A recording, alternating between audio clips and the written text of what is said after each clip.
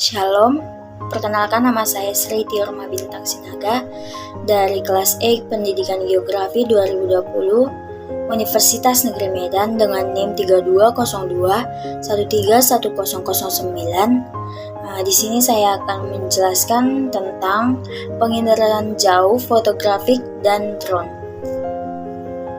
Baiklah, di sini terlebih dahulu saya menjelaskan tentang penginderaan jauh fotografik atau foto geometrik. Penginderaan jauh fotografik atau foto geometrik adalah sistem penginderaan jauh, yaitu perekaman objek menggunakan kamera sebagai sensornya, menggunakan film sebagai detektornya, dan menggunakan tenaga elektromagnetik yang berupa spektrum tampak dan perluasannya atau saluran inframerah dekat dan saluran ultraviolet dekat. Selanjutnya yaitu aspek penginderaan jauh fotografik.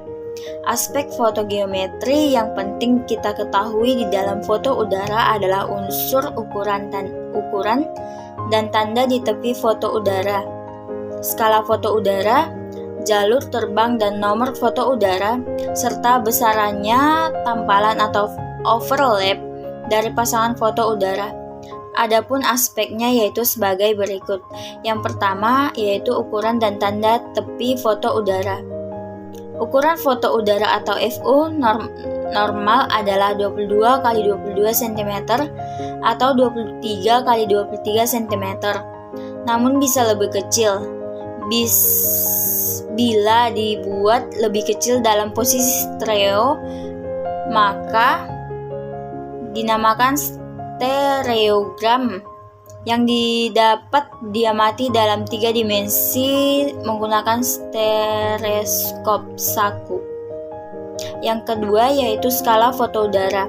Skala foto udara dapat diperhitungkan dengan cara membandingkan objek foto dengan objek di lapangan. Membandingkan objek sama dengan peta sudah mempunyai skala foto udara dapat dihitung berdasarkan rumus S sama dengan F banding H. Yang ketiga yaitu jalur terbang dan nomor foto udara.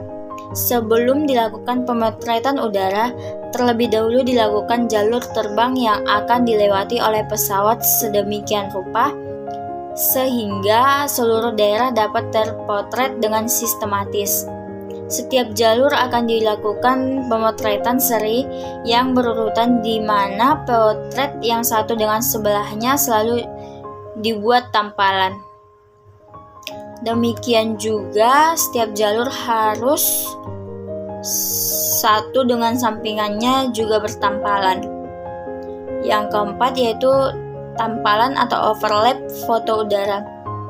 Tampalan foto udara atau overlap foto udara digunakan untuk membuat kenampakan 3 dimensi atau 3D dan untuk pengukuran ketinggian atau relatif dan kemiringan lereng. Besarnya tampalan tidak tercantum pada anotasi pada foto udara. Selanjutnya yaitu keuntungan menggunakan foto geometrik. Yang pertama yaitu menggambarkan secara detail. Citra penginderaan jauh dapat menggambarkan suatu wilayah dan letaknya serta bentuknya seperti wujud asli di permukaan bumi. Yang kedua, menggambarkan secara luas.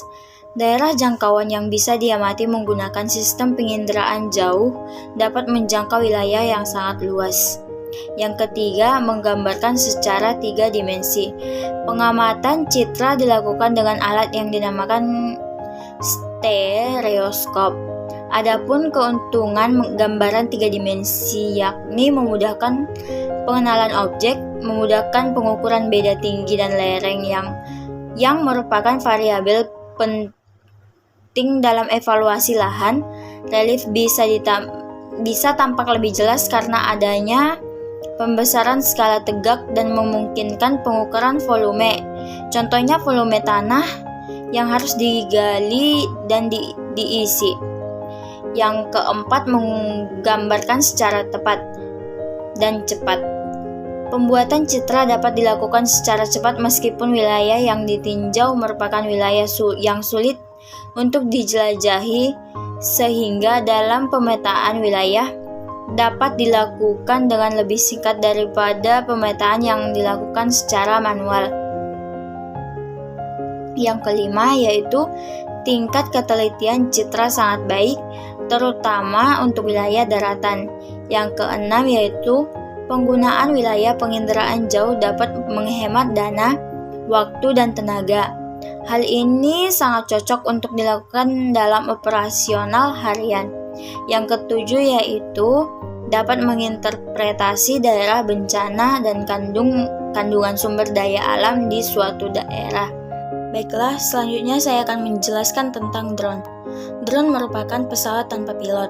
Pesawat ini dikendalikan secara otomatis melalui program komputer yang dirancang atau melalui kendali jarak jauh dari pilot yang terdapat di dataran atau di kendaraan lainnya. Selanjutnya kita akan membahas tentang manfaat drone. Yang pertama yaitu fotografi dan videografi. Para penghobi fotografi dan videografi profesional biasanya memiliki pesawat tanpa awak yang berukuran kecil dan ringan untuk memotret dan merekam objek dari ketinggian. Yang kedua, bencana alam. Bencana alam bisa membuat akses antara bantuan ke lokasi bencana terputus. Kecanggihan drone pun dimanfaatkan ketika bencana tiba seperti melacak korban, mengumpulkan dan mengirimkan sampel medis, persediaan dan obat-obatan. Yang ketiga, tambang, gas, dan minyak bumi. Drone dapat digunakan untuk mengumpulkan informasi geologi dengan bantuan sensor elektromagnetik. Kehadiran drone dapat membantu ahli geofisika mengidentifikasi dan memperkirakan lokasi serta keberadaan mineral, minyak, dan gas alam. Yang keempat, konstruksi dan real estate. Drone mempermudah survei tanah dan mengumpulkan informasi di lokasi konstruksi. Drone juga digunakan untuk mengumpulkan video dan gambar rumah dan bangunan yang kemudian dipakai untuk materi pemasaran dan membantu proses penjualan real estate. Yang kelima, militer. Penggunaan drone di bidang militer mulai masif digunakan. Drone sangat efektif untuk strategi perang, menguasai musuh hingga menjadi mata-mata. Yang keenam, pemadam kebakaran.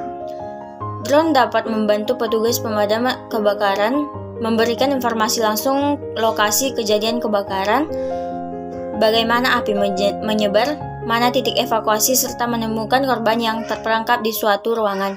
Yang ketujuh, di bidang pertanian. Bidang pertanian juga semakin banyak membutuhkan drone karena drone dapat meningkatkan produksi. Yang kedelapan, lalu lintas. Drone juga memiliki jenis-jenis. Jenis yang pertama yaitu drone militer. Sesuai dengan namanya, fungsi drone adalah untuk kepentingan bidang militer. Jenis drone yang populer pada drone militer ini ialah UAV, Predator, dan juga Reaper. Indonesia memiliki drone militer seperti Pura Wulung, Puna Pelatuk, Puna Sliti, Puna Gagak, dan Puna Alap-Alap. Yang kedua, drone consumer. Jenis dari drone consumer ini sering digunakan sebagai hobi para pengguna ataupun bisa dijadikan untuk pembuatan sebuah video maupun fotografi. Yang ketiga, drone mainan. Fungsi dari drone ini adalah hanya digunakan sebagai mainan saja. Selain itu, untuk drone mainan ini biasanya tidak memiliki kamera.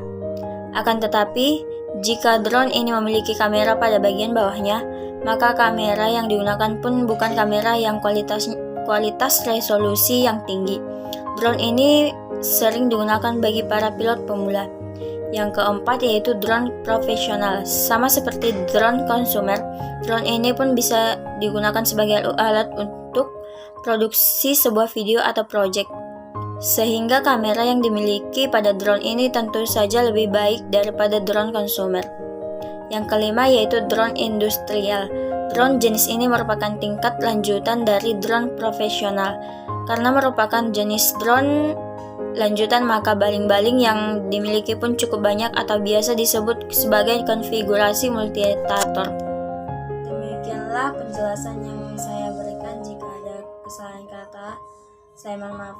Sekian dan terima kasih.